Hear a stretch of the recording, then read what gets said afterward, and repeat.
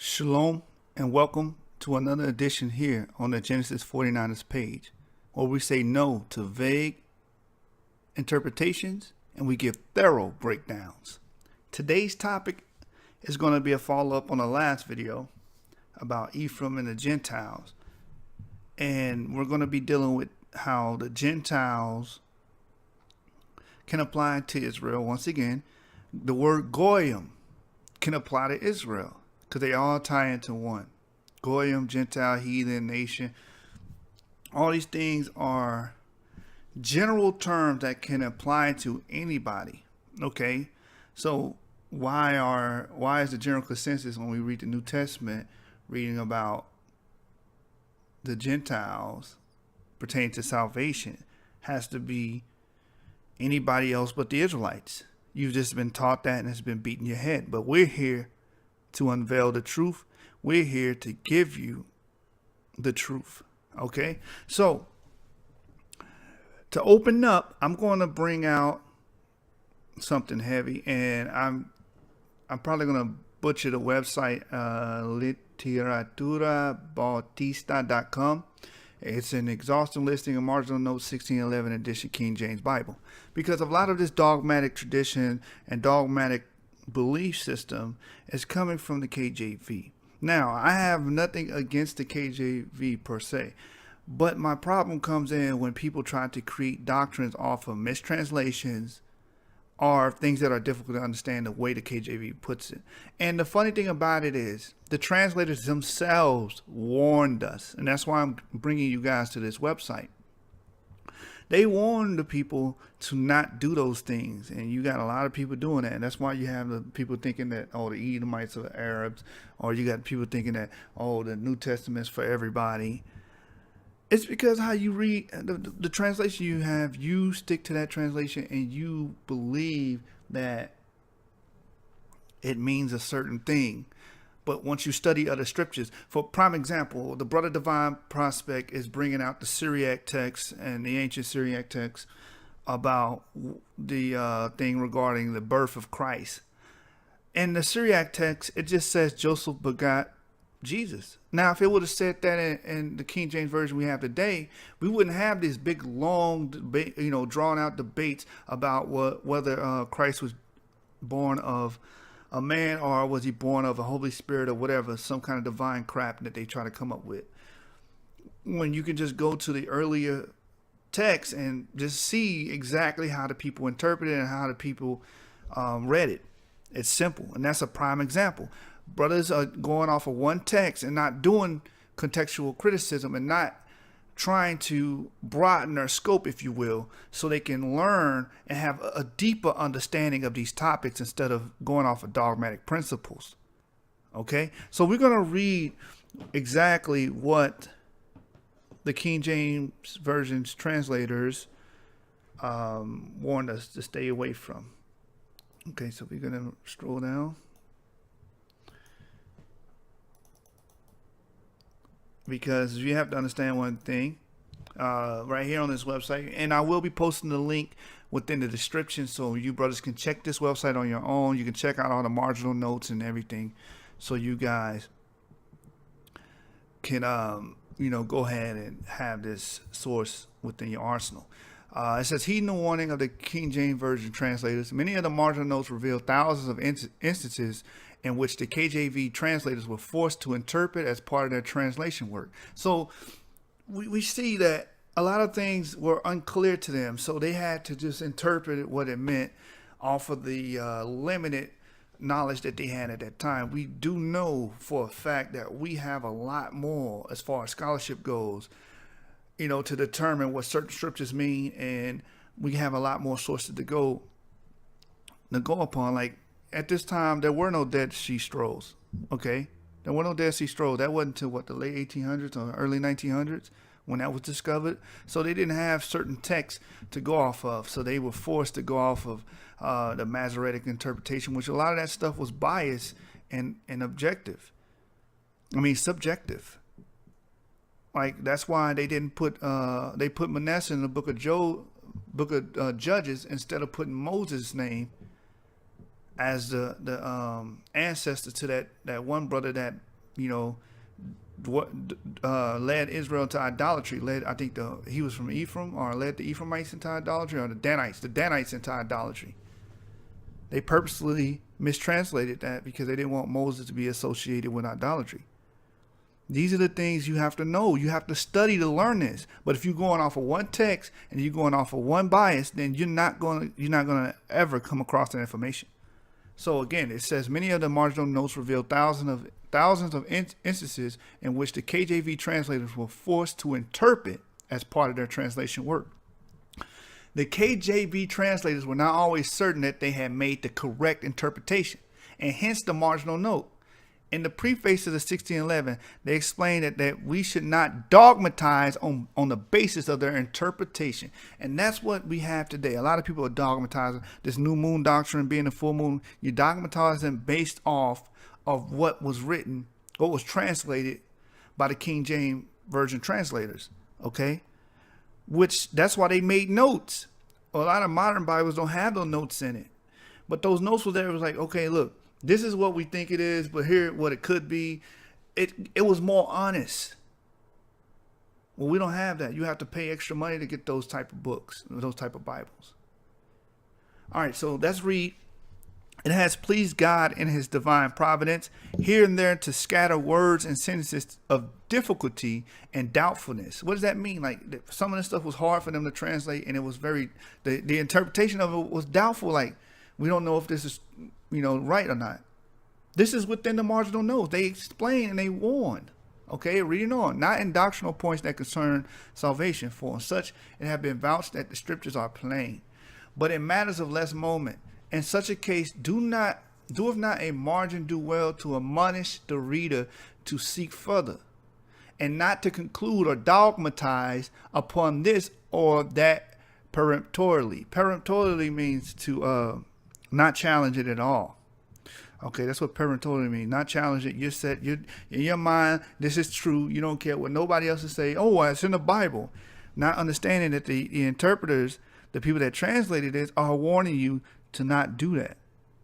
It says, they that are wise have rather have their judgments at liberty in differences of readings. I mean, go read different texts. Read different translations. Get older archives. Dig into that. Dig into the Peshitta. Let's dig into that. Read that. Get the Dead Sea Scrolls. See what it says. You have to compare.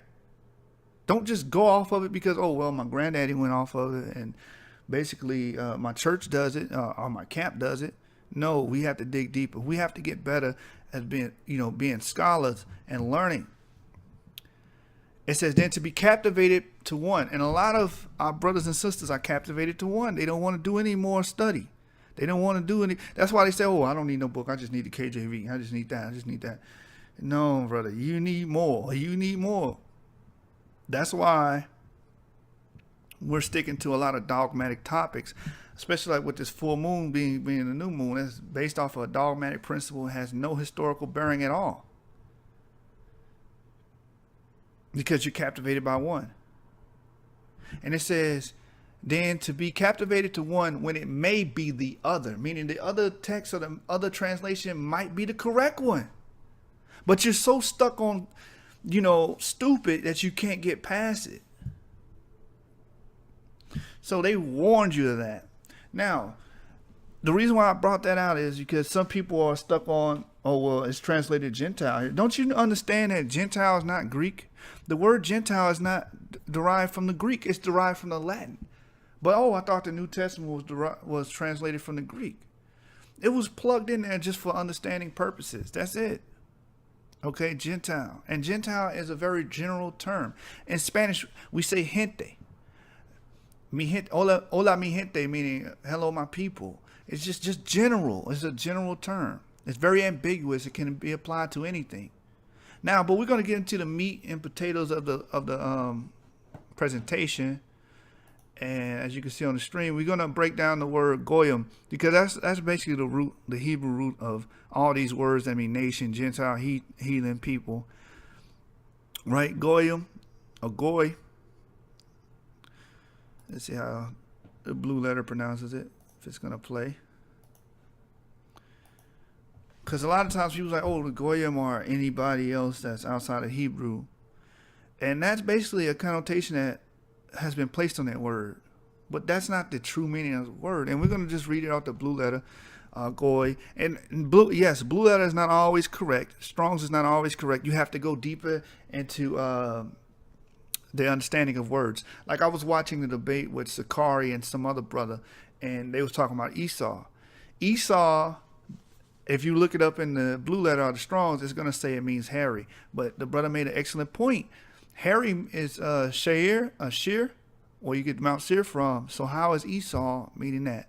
When you do the research, they assume or basically surmise that Esau meant hairy by going off an Arab word, which is Abashah, I think it means matted or hairy. It's not even based off Hebrew. They just went off of Arabic and assumed that it meant that. But the context clues let you know that Esau could not mean that. But that's going on another topic, or just giving another example. That you have to go deeper. You have to have multiple sources. You have to compare and contrast these things. That's what scholars do. Don't just be captivated by one. Like we read earlier, them that are wise won't do that. They have differences of readings. They have a lot of sources to go off of. And that's what I try to show you brothers on this channel, to give you a good example on how to do those things, to prove your point. Okay, anyway, Goyim, it's been translated in Strong's H1471 in the following manner: for nation 374 times, heathen 143 times, Gentiles 30 times, and people 11 times. And the meaning of it, the outline biblical usage, is a masculine noun meaning nation, people, and then it has the three meanings underneath it. Usually of non-Hebrew people. What does the word usually mean? Usually mean, in most cases, it can mean non-Hebrew people. But doesn't say all cases. Why? Because the scholars know that Goyim, heathen, Gentile, and nations can fall under the Israelite bracket and category. That's why the second definition underneath it is of descendants of Abraham. And the third one's of Israel. Because Israelites can be Goyim. Because Goyim's a general term. Okay, a swarm of locusts or other animals. Goyim equal nations. Goy rarely shortened as Goy, apparently from the same root as H1465 in the same sense of massing. A foreign nation, hence a Gentile, also figuratively a troop of animals or a flight of locusts. Gentile, heathen, nation, people. So the essence of the word can apply to Israelites, and we're going to exemplify that with two scriptures, actually. Two scriptures, and we're going to bring it out. So this is Genesis 38 and, not 38 and 11, 35 and 11. We're going to go to Genesis 35 and 11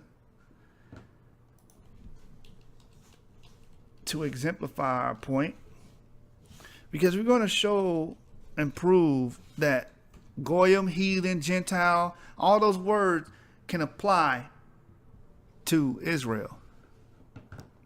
So if you go to Genesis 35, excuse me.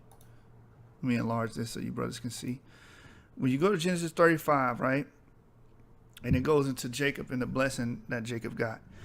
We start at verse 10. It says, God said unto him, thy name is Jacob. Thy name shall not be called anymore Jacob, but Israel shall be thy name. And he called his name Israel. And you brothers that already are familiar with the history, you know he wrestled the angel, and this was the blessing that he got. He got his name changed to Israel, which is a prince of power, right?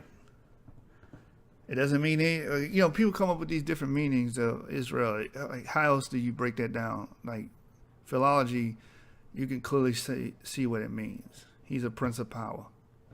Yashar, meaning the prince, and al, power of God, right? So Genesis 35 and 11. And God said unto him, I am God Almighty. Be fruitful and multiply.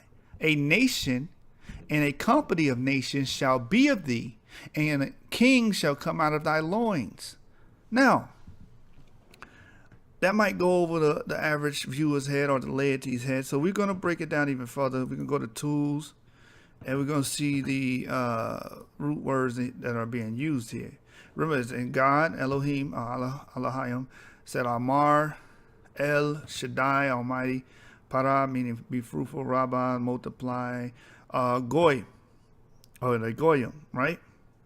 A nation.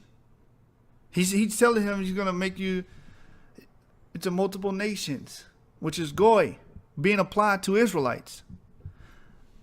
And it says of nations, and a company of nations, meaning that's a multitude of nations.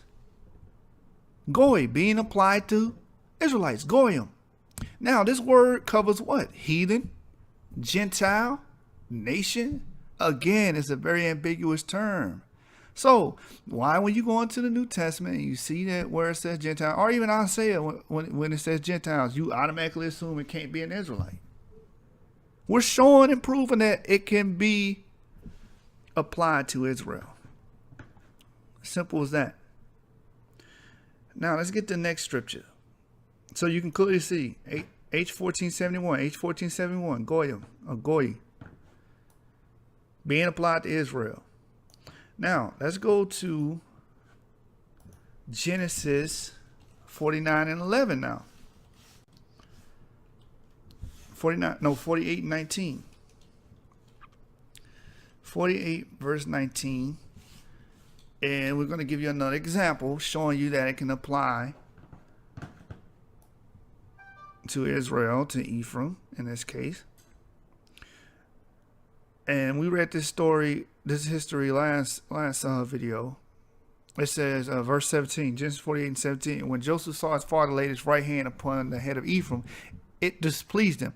And he held up his father's hand to remove it from Ephraim's head unto Manasseh's head. And Joseph said unto his father, Not so, my father, for this is the firstborn. Put thy right hand upon his head. And his father refused and said, I know it, my son, I know it. He also shall become a people, and he also shall be great. But truly his younger brother shall be greater than he, and his seed shall become a multitude of nations. Now, that's, again, like we did Genesis 35 and 11, we're going to use the tools and break it down. You can clearly see the root words for everything. And we're going to go straight to the point. Multitude is mellow, and nations is what? Look at that. Goy. A goy.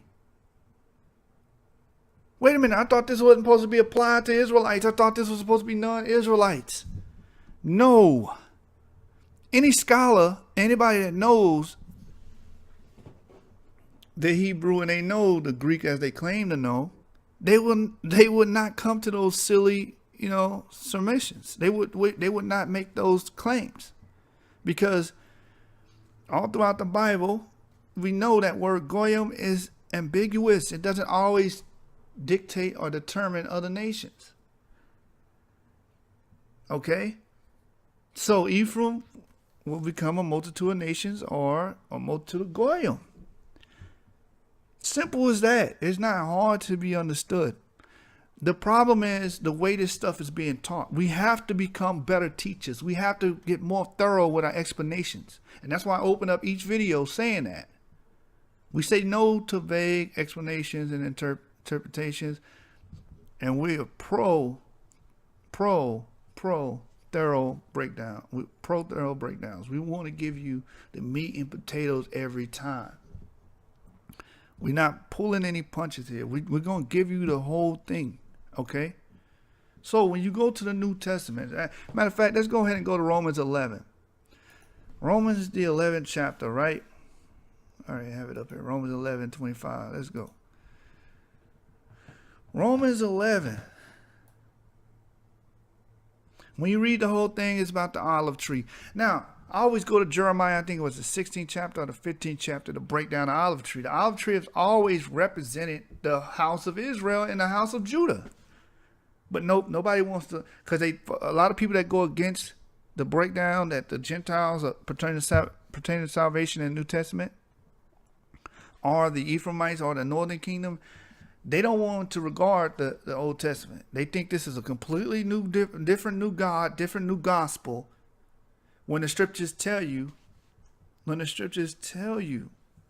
that God doesn't change, that Christ is the same yesterday and as he is today. All these scriptures are warning you to stay away from that. He comes in a volume in a book, but they follow Marcionism and they think it's a different story in the New Testament. When Paul, he quotes Isaiah, he quotes Hosea, he quotes these prophets for a reason because he knows where he's going with it. Okay, when you follow the narrative of Romans, and again, Hebrews, the book of Hebrews. What's the point of if he is the author of Hebrews, right? What is the point of going to people that already know their Hebrews? His office was magnified over the Gentiles. The reason why the book of Hebrews took place is because he went to Italy. If you know anything about the book of Hebrews, it takes place in Italy. It's for Italy. Those were brothers in Italy. Okay, those were Israelite brothers in Italy that he was addressing. Okay. Paul was waking up those lost Israelites that were scattered. Now, Romans 11. Let's get into Romans 11. And it talks about the branches being grafted in. That's the northern kingdom because they were broken. They were broken off. Let's get straight to the point. Romans 11, verse 11 and 23. And they also, if they abide not still in unbelief, shall be grafted in, for God is able to graft them in again. Let you know, being grafted in doesn't mean you weren't a part of it in the first place. But let's read on. For if thou wert to cut out the olive tree, which is wild by nature, and were grafted contrary to nature into a good olive tree, how much more shall these, which be natural branches, be grafted in their own olive tree? And here's the thing. Here's the thing about that. The wild olive tree, we teach it represents Ephraim in the northern kingdom because they became wild. Not all of them. Some of them became wild and they followed these other nations. Okay. Learn their tongue, learn their heritage, follow their customs. Here's the thing about it. Does it say that it's from a different tree, an apple tree? No, it's saying it's from an olive tree, meaning it's of the same pedigree, it's of the same branch. So even if you look into the similitude, you can see that it's not talking about a different nation or a different thing. It's still an olive tree. One's wild, one's not. That's it. So Israelites being joined back together. That's all it's going into. But let's read Romans 11:25. For I will not, brethren, that ye should be ignorant of this mystery, lest ye should be wise in your own conceits, that blindness in part is happening to Israel until the fullness of the Gentiles be come in. And a lot of the scholars in the 1800s said that until the fullness of Gentiles be come in is talking about Genesis 48, verse 19, when he says he become a multitude of nations. That's the fullness of the Gentiles. And that's way before One West. They came to that conclusion. And to prove it, verse 26 sums it up after he made that statement. So for all the pro-Marcionism brothers out there and sisters out there, listen to this. Verse 26, and so all Israel shall be saved, as it is written. There shall come out of Zion a deliverer, and shall turn away ungodliness from Jacob. So if you were confused from verse 1 to verse 25, verse 26 should end it. Verse 26 should end it. He said, and so all Israel shall be saved. So that's what he's telling. Look, verse 1 through 25, the branches, the olive tree, the wild one, and the natural one, that was going into all of Israel. That's all 12 tribes I'm talking about. That's who he's talking about. Paul was sent for the lost sheep of Israel. He was sent to those brothers that were lost, that were strangers in their mind because they thought that they were something else. Just like today, we're sent to the lost sheep. We're sent to the strangers because a lot of our people believe they're African, they're Indian, okay? They're this, they're that. They think they're different tribes, different affiliations. Some of our people think they're Chinese. Some of our people think they're Malaysian. Some of our people think they're Australian. Some of our people think they're Hawaiian. Some of our people think they're all these different things. Spaniards, that's a big one amongst the Northern Kingdom. A lot of them think they're Spaniards because they believe their Indian ancestors, they went out of existence. They are extinct, which is a lie. So we're dealing with the same thing. We're dealing with the same thing Paul was dealing with a lot of Israelites that were going around thinking that there was something else, but he had to let them know, hey, you fit the prophecies of the Bible. This is who you are. You're wild now, but it's time to come back home. It's time to join with your brethren. It's time to go back to your history and your legacy. And that's the same thing we do to this day. We are the ones evangelizing this earth. We are the ones spreading the true gospel. That's the gospel. When Christ came back, when Christ came, his mission was, Matthew 15:24, to go to the lost sheep of Israel. He said he's not sent but only to the lost sheep of the house of Israel. You can't change that no matter how much you cry, you kick against the pricks. It's going to go as programmed.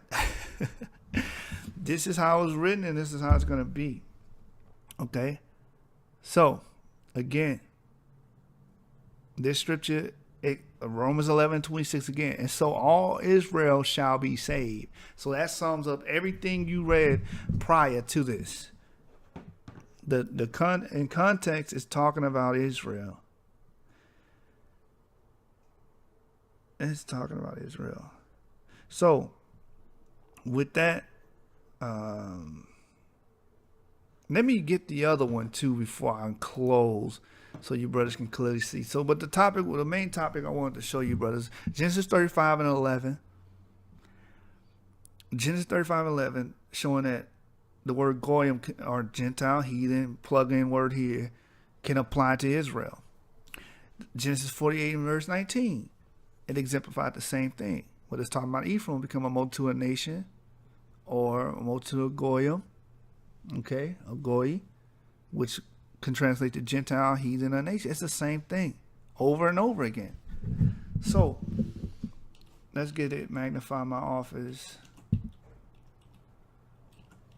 Magnify my office, and Romans 11:13. Oh, it's the same chapter. Good. Romans 11. Let's go back to Romans 11 and read verse 11.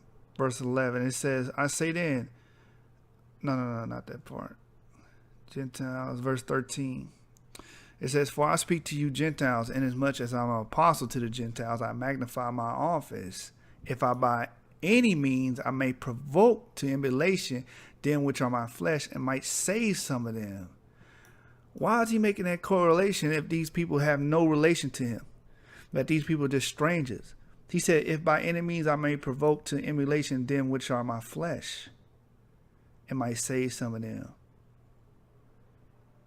For if the casting away of them be reconciling of the world, what shall receiving of them be but life from the dead? So it just goes back into that Paul is talking to these Gentiles as if they're him, as if they were Jews or they're Israelites. Again, it says, for verse 13, for I speak to you Gentiles, inasmuch as I'm an apostle of the Gentiles, I magnify my office. If by any means I may provoke to emulation them which are my flesh. Who is he trying to provoke to emulation? Who is he trying to make like him? The Gentiles here. He's trying to make them. And he's calling up my flesh, and I might save some of them. And the funny thing is, I was reading those old books from the 1800s, and this is the correlation they was getting from this scripture. They was like, the Gentiles that he's speaking to have to be Israelites because this is what he stated. And I'm like, for years, brothers have been reading Romans 11 and didn't pick up on that. But it goes back to what he said in Corinthians. It makes perfect sense. And the correlation is there. You just got to open up your third eye. Let me get Corinthians. What is it? The famous one? 1 Corinthians 11. Is it 11:2? About the Gentiles in the flesh. Let me get that.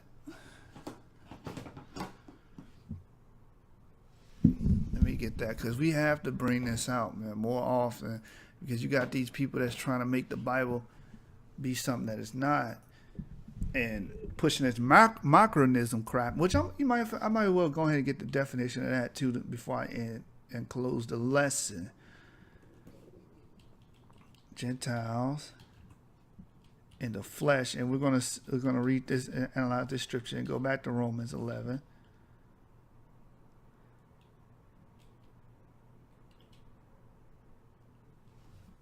That's one right here.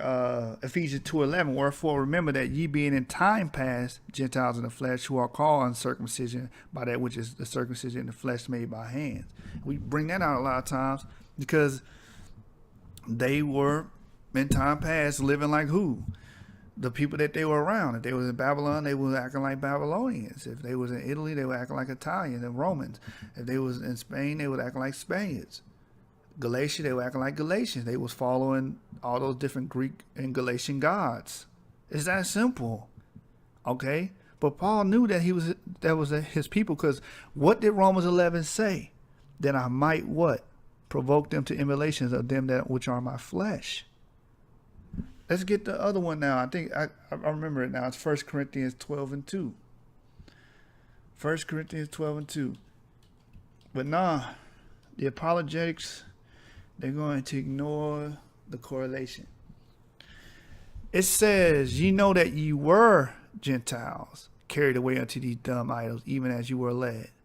Wherefore I give you to understand that no man speaking by the Spirit of God calleth him accursed, and no man can say that Jesus is Lord but the Holy Ghost. So he's saying you were those Gentiles, but that's not who you are. You are the Israelites that the Bible speaks of. Come back to this olive tree, Israel. Come back. Be grafted in. You are those Israelites. You have been lost all these years.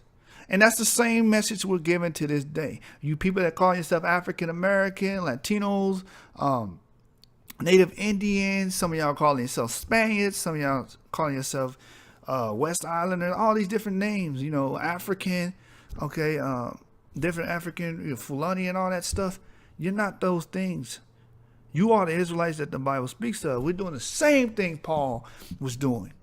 We have the same mission. We are evangelizing those lost Israelites, okay? And a lot of us have been evangelized because we didn't know, and we came into the truth, and the Lord blessed brothers to come and teach us. And we're trying to do the same thing Paul was doing and the prophets were doing. Same exact thing. We're letting the people know, ye know that you were Gentiles. Yeah, you were African American. You did things that African Americans typically do. You followed a Caucasian God. You went to a Baptist church, Catholic church. You were a Muslim. You was this, that, and the third. But you are an Israelite. That's your true heritage, your true history. Come back to your nationality. These are the Corinthians he's talking to. That's why when you go to Corinthians 10, I believe it says, you know that our fathers were in the wilderness. Who were the fathers that were in the wilderness under the cloud after they left Egypt? Who were those fathers? Those are the Israelites. He was telling the Corinthians that. The people of Corinth, letting you know that those were not other nations outside of Israel. Those Gentiles, because again, Gentiles is an ambiguous term, were Israelites that were living as what? Those different citizens, those different people. It's that simple. It's that simple. Let me see if I can find another scripture I used to use that become a citizen. I just thought about it. Become a citizen of a nation. If I can't find it, this video, definitely. Yeah, here it is right here. Yeah, Luke 15, because it's powerful. This is crazy because it's talking about, matter of fact, we might well just break it down for this video. It's in the spirit to do so. So let me exit out of this. Luke 15, about the two brothers. Okay, watch this. It says, Luke 15, verse 1. Then drew near unto him all the publicans and sinners for to hear him. And the Pharisees and scribes murmured, saying, this man receiveth sinners and eateth with them. And he spake this parable unto them, saying, what man of you, having 100 sheep, if he lose one of them, doeth not leave the 99 in the wilderness, and go after that which is lost until he find it? And when he had found it, he layeth it on his shoulders, rejoicing. And when he cometh home, he calleth together his friends and neighbors, saying unto them, rejoice with me, for I have found my sheep which was lost. And that's how our whole mission is, to find the sheep that are lost. And a lot of the Pharisees looking at these people as sinners, because what were they doing? They was living idolatrous lives. They weren't following the Torah. They really were just worldly. And Christ was trying to save these people.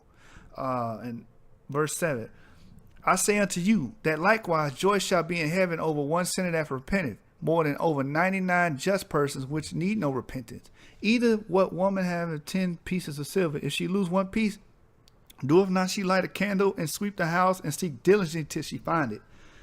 And when she had found it, she called her friends and her neighbors together, saying, Rejoice with me, for I have found a piece which I had lost. Likewise, I say unto you, there is joy in the presence of the angels of God over one sinner that repenteth. And he said, a certain man had 2 sons. And the younger of them said to his father, Father, give me the portions of goods that falleth to me. And he divided unto them his living. And not many days after the younger son gathered all together and took his journey into a far country, and therefore wasted his substance with riotous living. This parable is talking about the lost Israelites. The 2 sons, Judah and the northern kingdom. Okay? Which one journeyed into a far country and lost all his substance with riotous living? I mean, he went out partying, doing whatever, being like the old saying, when in Rome, do as the Romans do. That's what the northern kingdom did. They joined all these other nations, and they were scattered under the Assyrian regime. Not all of them, but a large portion. Verse 14, and when he had spent all, there arose a mighty famine in the land, and he began to be in want.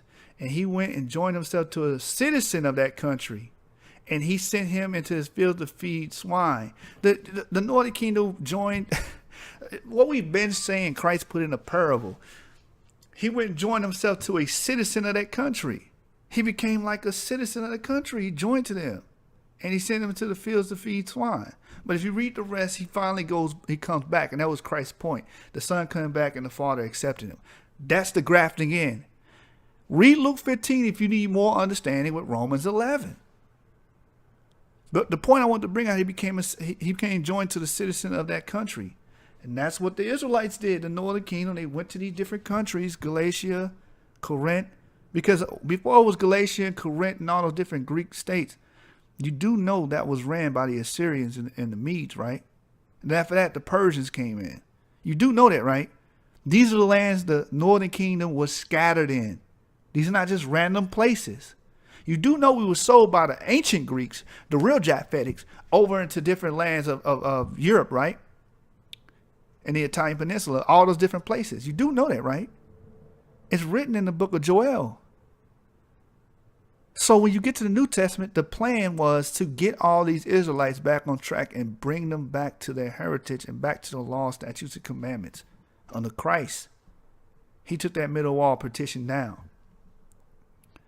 So with that, I'm going to say shalom. I pray that it was edifying. I know it was kind of long-winded, but we had to touch on these different